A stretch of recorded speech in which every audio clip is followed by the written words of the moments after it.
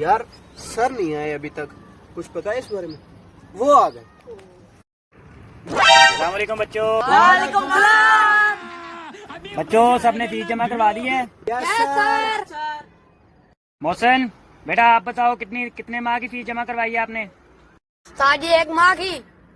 माजिद बेटा आप बताओ आपने जमा करवा दी है फीस? यस सर, मैंने 6 माह की जमा करवा दी है। अवध बेटा आप बताओ आपने जमा करवा दी है? यस सर, 1 साल की करा दी है।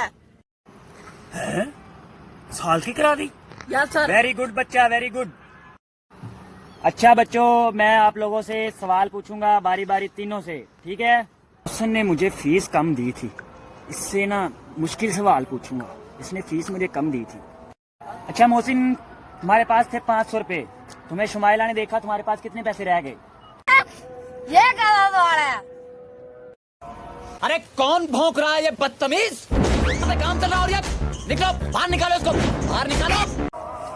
माजिद ने मुझे 6 माह की फीस जमा करवाई थी, इससे आसान सवाल पूछते हैं। अच्छा माजिद तुम बताओ 500 और 700 कितने होते हैं? 700 और 500 सर जी 1200।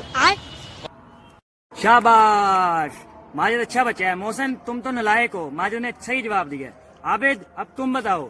आबिद से सवाल पूछना है, आबिद ने तो मुझे साल की फीस जमा करवाई थी, इससे तो मैं आसान सा ही सवाल पूछूंगा। आबिद तुम बताओ मुझे पाकिस्तान किसने बनाया?